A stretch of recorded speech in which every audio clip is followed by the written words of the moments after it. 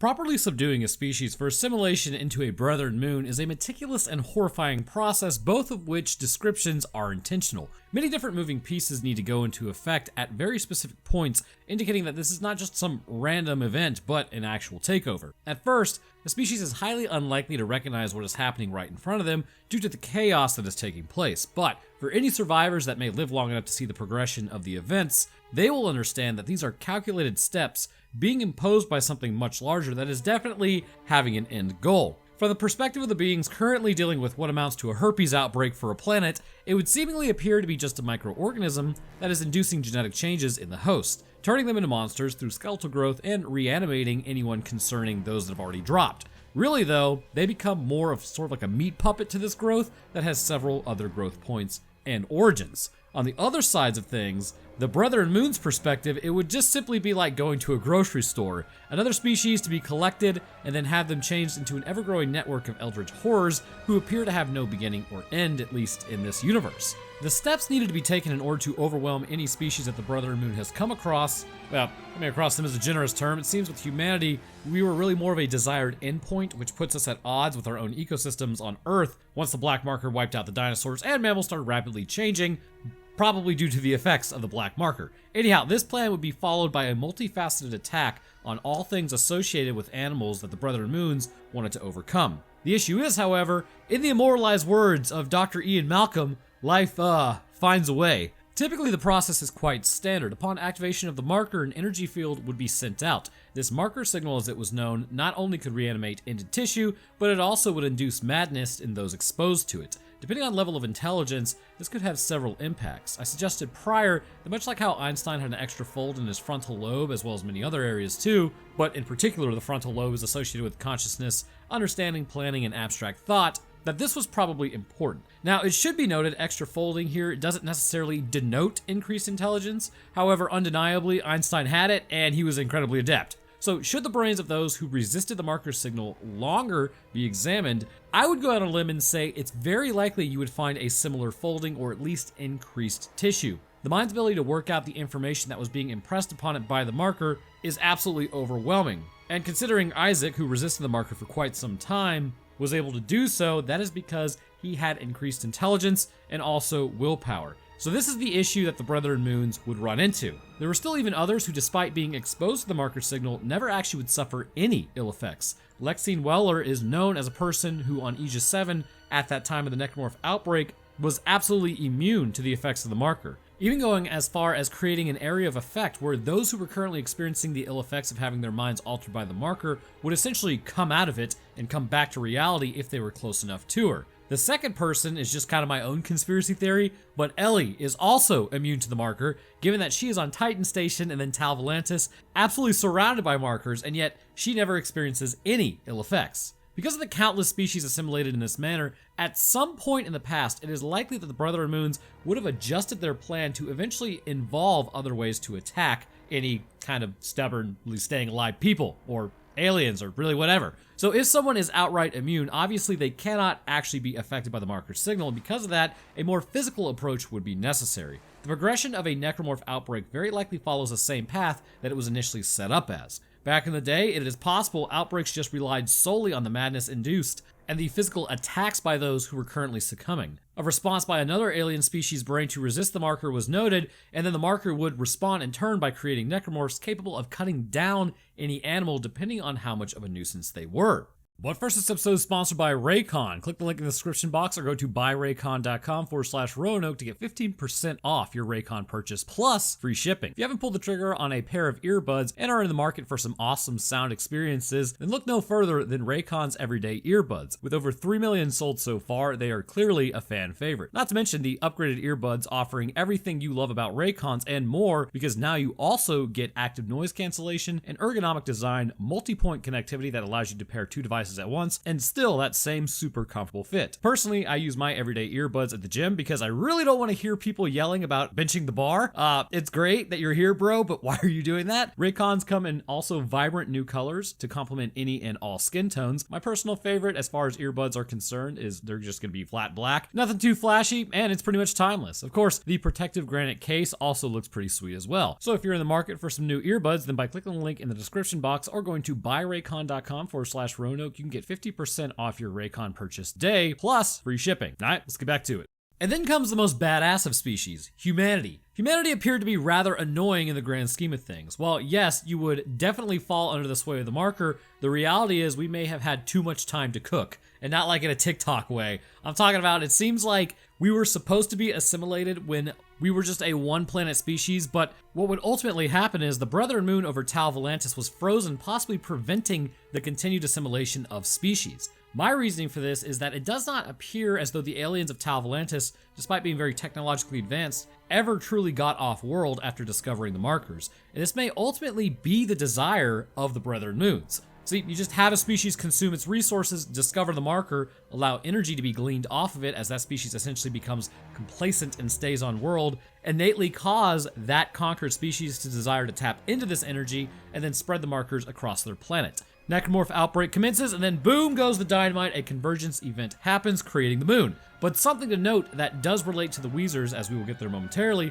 on Tau Volantis, did you notice how all the Necromorphs from the Tau Volantians are really no different from one another? In fact, it appears even their morphology is relatively similar to how they appeared naturally. And I believe this is because specialization was not necessary here. Homo sapiens, however, would be annoyingly different. Because of this, humanity would spread out amongst the stars, claiming planet after planet completely unchecked. Eventually, we too would stumble across worlds that likely could have supported life, but were completely barren as most of its atmosphere and crust had been just sucked off into space. We probably didn't know that, but we know that now. Eventually, once a Necromorph outbreak did start originally with the Scaff at the helm on Tau Volantis, quickly it became apparent that specialized roles would be needed to deal with humanity's warlike nature. Fighting even while losing your mind would take place as the soldiers would drop Necromorphs in open combat. And the reality is, unlike what can be alleged to the Tau Volantians, humanity does not rely on hand-to-hand combat in order to stop a slasher. We would just use countermeasures, and that would keep them at a distance. At least, you take off their legs so they can't run at you.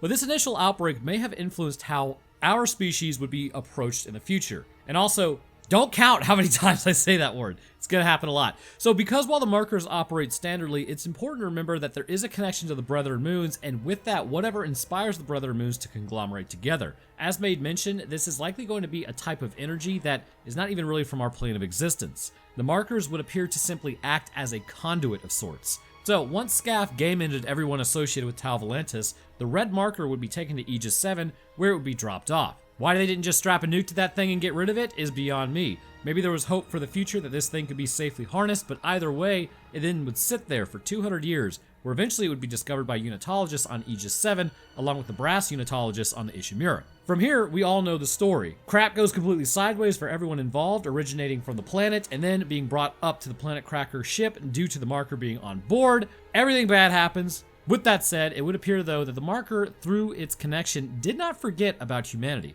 Almost immediately after its activation, humans would begin following the standard pathway of insanity and dropping others, as then the first slasher would form. Once this happens, the real threat begins. With the slasher slashing as it does, other variants of Necromorphs began to form given how much time had passed, where a group had been dropped, or what specialization was needed. For humanity, every countermeasure that we had to be met. Wearing armor, Slasher Blade can go through that. Built up a barrier of flimsy metal, quickly thrown together because it's spooky out there, Exploder can blow its way through, allowing others to run in behind it. Lock down a security door in an effort to seal something away, or maybe even yourself. Brutes were large enough to break through these weak points, which in turn did nothing to save you. Fled to space with an air tank, and you just didn't want to drift away into the void, so your plan was just to stay near the ship while help arrives. Lurkers would be on the outside of the ship, ready to throw pieces of their vertebrae at you in order to pierce your suit. Every counter that humanity had in order to protect itself was met with something that could overcome it. However, one in particular seems to have had it way worse than the rest. I mean, arguably, it's all pretty terrible, but sometimes, much like the Wall Guardians who appear to be conscious during their transformation process, there is a psychological element to the altering. Sometimes it's not just about raw brute strength, but it also comes down to screwing mentally with the species that you're trying to absorb, to break their will and focus. This version is known as the Wheezer. Croissant. The Wheezer Necromorph is one that, again, like the Wall Guardian, is a person who's sessile, but is also there to serve as a way to completely mess with anyone who witnesses it because of how they actually became what they are. The Wheezer Necromorph also serves another critical purpose. It's no secret that humanity could section off entire areas and continue fighting, but on a ship, air is very precious as a commodity. Again, this shows an understanding of the environment and that the Necromorph outbreak is taking place in. The Wheezer Necromorph serves primarily as an atmosphere changer. Secondarily, it serves as a warning to what can happen. The line of thinking was that you needed to drop in order to become a Necromorph, but according to the logs, that's not necessarily true all the time, which I break away for a moment. There was this video made disputing my view on the Guardian Necromorph, still being conscious through the process, and even while it attacks, as potentially this individual was seen as more annoying than anything. It's important to remember that the Brethren Moons are all a little sadistic. Remember, at the end of Dead Space 3 in the actual real ending, they were asking Isaac where Earth was and just screwing with them the whole time. They already knew where Earth was. They had no problem. They're just like, yeah, I'm just gonna talk smack the entire time. That's kind of what they do. Anyhow, if I remember like a counterpoint from it, it was necessary for the person to be brain dead, essentially for them to change. As seen with the Wheezers, this counters that point. But then also look to the feeder Necromorphs. Those were starving soldiers who would then eat Necromorph flesh in order to survive, which in turn slowly changed them into a Necromorph while they were still alive. The Wheezer is extremely similar in this regard, except the point at which they were infected is slightly different. The feeder Necromorph, due to ingesting Necromorph flesh, would cause the extreme hunger as the tissue in their stomach was changed. As this happened, it's highly likely that the ghrelin hormone, which increases appetite and actually stimulates the release of growth hormone, would have been kicked into overdrive due to the Necromorph tissue screwing with the natural release of this hormone, which in turn would drive those soldiers to become cannibalistic at first and then turn into feeders. In terms of the Wheezers, the exposure route would be the air. As stated in log 3 in particular, Liz Cross goes on to say that she was working down in hydroponics and she needs to record all their names. Hanukkah, Holly, Andanov, Park, there's so many. She goes on to say that she doesn't know what gas they took in, she just saw them change, the crack when their lungs burst out like flowers. This log is highly interesting as it denotes that the Leviathan itself, which if you'd like to see a video on that, I did that last week, it was actually putting off gas that the 8 Wheezers that you have to take out were exposed to. At first, massive lung irritation and coughing would likely ensue as tissue would be altered in the presence of necrotissue taking over. But the question is, how? Well, before getting there, let's take a look at its morphology to determine what may be going on internally first. Starting with the feet, this person is one of the more human-looking necromorphs, and there's a reason for that, which we'll talk about here in a second. The feet are in their regular plantigrade form, but the legs have become fused together by the cancerous growth of skin facilitated by exposure to the viral bacteria. And that statement always angers someone. It's basically bacteria that has viral properties and invades cells by attaching to the membrane and disseminating its own genetic coding. This then alters the function of the cell, and seemingly this is what's causing the growth on the walls and completely changes how the body operates once exposed. Now, something to note is that your immune system actually can keep it in check, so the marker signal actually has an immunosuppressive effect. So in the case of the Wheezer, this has caused the skin that was touching other skin on the other part of the leg to begin growing and then fusing together. And this caused bridges of skin to at first form between the legs, which ultimately then caused the legs to just completely grow together, rendering the Wheezer in a kneeling position. This position was likely adopted as it's known as the tripod position. When struggling for air, it's natural for humans to put their hands on their knees and lean over. Upon doing so, this actually helps open up the chest and allow more air to actually be drawn in. And back when I played football, my coach would always say that this wasn't true. Well, what is he to say now? Anyhow, as this tissue in their lungs became more necrotized, the O2 levels would begin dropping and the carotid body and chemosensory reflexes would start reporting this. Now, something important to note is the body actually isn't measuring O2 levels. Like, it has no idea how much oxygen you have in your body. Your body's actually measuring CO2 levels by detecting the pH level of your blood. And this is why carbon monoxide is really bad, as your body doesn't necessarily realize that you're running low on oxygen until it's way too late. You'll just get tired, take a nap, and never wake back up. Your body can begin detecting the acid buildup in the blood, but because carbon monoxide's binding abilities to hemoglobin is much stronger than oxygen, and because of that, you essentially suffocate because oxygen is not being transported around the body because carbon monoxide is just stuck to your hemoglobin. And this is where the issues come from. Anyhow, so the person would eventually drop to their knees when the levels of oxygen got low enough, causing them to take on this posture as they would be gasping for air. This forced intake of air would begin fatiguing their diaphragm and intercostal muscles of the rib cage, but the mutations internally due to the exposure to the gas-containing pieces of Leviathan would inevitably force the changes that we see. Moving up to the quadricep region, we see the skin is still fused with the lower portion of the leg, and getting to the abdomen, we cannot really see anything besides a band of tissue having grown from the floor, and this tissue is composed completely of the corruption which runs directly from the leviathan. This line may be supplying several things to the Wheezer. First, it may be that it's supplying positive pressure ventilation, from which we will understand in a second due to how lungs actually work. Second, it may also be providing the gas that the leviathan produces. Now, interestingly, does this mean the Wheezer is producing this gas, or is it just simply a point of dissemination for the gas? I believe it's likely a combination. Moving further up the chest, we see more growths concerning the chest region, but really, the important stuff is around the back, and a reference in the log indicates that the process begins while the person is very much so conscious. One of the logs states they pulled all the regulators from the purifiers and cranked them up as high as they can go. It's effing crazy, but it's all they can do. It should burn off at least some of the gas, they think. They don't know. They go on to say that they have to try something. Seeing Hanukkah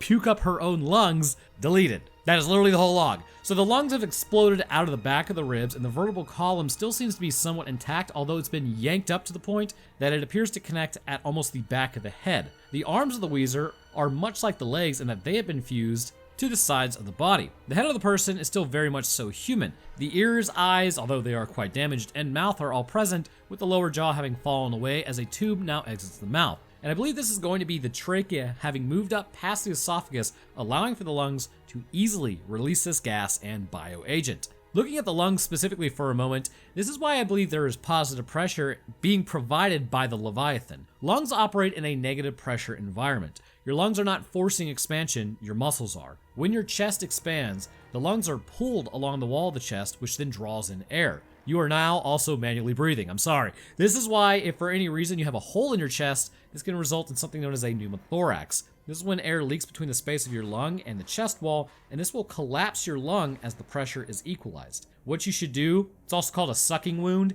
If you got a piece of plastic, just go ahead and put it over. The old way of thinking was that you needed to burp the wound, essentially. Now you don't do that anymore. You just cover it up and then go to the hospital. That's what you should do. But by this knowledge, because the lungs have exploded out the back of the Wheezer, and us knowing the lungs have no ability themselves to actually expand, this would mean that the pressure is causing them to expand, and that has to be coming from the tube. Now, initially, how did they expand out of like this person? I'm glad you're asking that question, because I believe it was the intercostal muscles that would be affected, and given their proximity, they would be able to pull with enough force, which would then break the ribs away from the spine specifically, and this would expose the lungs, which most definitely appear to be exploding out. Lungs simply do not have the strength to make it past bone, but muscle, if contracting hard enough, can definitely break bones. As a result of their infection, the leviathan viral bacteria then entered the lungs, where it would begin changing the operation of the breathing. From here, positive ventilation would be provided by the leviathan, but then, if the leviathan appears to be inflating and deflating these lungs, why use humanity in the first place? Well, the Brethren Moons are dicks, and I also believe this is a direct example of a psychological aspect. There is, technically speaking, no reason to use a human in this capacity, but it's done to decrease the sanity and willpower of those who witness it. In fact, Elizabeth Cross pretty much almost lost her mind after seeing this. More so because given how they do not wish to attack and really just appear to be struggling to breathe, as shown by their propensity to kind of cough and draw in as much air as possible, or at least attempt to, it seems as though the brain may be in there in some capacity, and along with that irritation to the tissue that hasn't been fully changed to Team Necromorph, is causing these reactions, which in turn is being reported to the brain that is still functional. So what is this gas that's produced? Interestingly, given that the Leviathan is using the lungs in just a way to change the habitat, I would have to say that the mixture must be two things. First, oxygen is required for fire to burn. When approaching a Wheezer in a room that has been basically filled with this gas for quite some time, the first thing that you will note is that there is a green substance floating all around. This material in particular is going to be the viral bacteria. This is primarily what grows the corruption, but the aerosolized version's whole reason for being is that much like any other infection, it needs to gain access to the body because your skin is a great barrier, usually, so it has to be put into the air in order to be breathed in. The second thing you will notice is that the air is poisonous, but it also says the oxygen is almost completely gone. This is noted when you try to use a flamethrower and there's not enough oxygen in the environment to produce a flame. This also doubles as a way for the Brethren Moons to prevent an area from being purged with fire in order to clear out the biological agent. This gas is likely just going to be your standard CO2, as O2 is just taken from the air by the Leviathan, and considering it is a 10 kiloton mass, This comes out to roughly around 169,000 people. CO2 and viral bacteria are then just pumped through the tubing attached to the abdomen that then expands the lungs out of the back of the person as then they cough it up with the exposed trachea. With that much biomass converting oxygen into CO2, it's not hard to see why a small room would quickly be rendered non-viable for a human to exist in. And given enough time, without a doubt, the entire ship would quickly be poisoned by the aerosolized viral bacteria, and along with that, all the CO2 being pumped all over the ship, which in turn would suffocate any hiding person. But then the last thing we need to answer is, what is the deal with the enzyme that you create? Again, I think this also indicates that this person is still alive somewhat. Injecting the enzyme, the whole purpose is to break down tissue, likely inducing a form of apoptosis by dissolving the cellular membrane. It appears to work on both humans and corruption alike, and because of this, when injecting it into the brainstem of a person, this would start dissolving their brain. If the brain was not in control, the thrashing around would not really be happening. But once in the body of the Wheezer, the breathing mechanisms of the leviathan taking in the O2 would transport the enzyme back to the leviathan, weakening its critical areas concerning its gas production. This would damage the tissue and cause it to enter a less adept state overall, allowing Isaac to attack and remove it from food storage. But you do have to take out the person who is kind of a necromorph, but also kind of still alive. The Wheezer is something of a psychological threat, but also a real threat when it comes to survival. While one of the least aggressive necromorphs out there, should it be left to its own devices on the ship, it will eventually poison the entire environment. It can be assumed that the purpose of these creatures on a large scale, say a planet, would be to poison the entire atmosphere. In doing so, even those who sequester themselves in bunkers where the necromorphs can't penetrate, they still need to breathe. And by replacing the very foundation of life, this being the atmosphere, it would only be a matter of time before air scrubbers failed and everyone, anywhere, would suffocate. But anyhow, I want to thank you guys for watching. If you enjoyed, then leave me a like would be a baller review, and subscribing is a great way to stay up to date when I post. I'll drop my Twitter, Discord, Patreon, and Roanoke Tales channel link, where last week we talked about the missing people in Yosemite National Park. I know you're not supposed to go in there and stay strapped, but I don't know, man. But speaking of patrons, I'd like to thank mine real quick. First, huge thank you to our astrophysicist, Death's Dancer. Thank you, my guy. Next, I'd like to thank our scientists, Chad the Enjoyer, Scientific Explanations of B-grade horror movies, Dakota23, Lucian Dragon, Metric System, and Trash Panda in a Trench Coat. Thank you guys as well. And the rest of my patrons, I appreciate y'all's support. It goes a long way, and you guys are awesome. All right, that's going to do it for me. I hope everyone enjoyed, and I'll see y'all in the next one.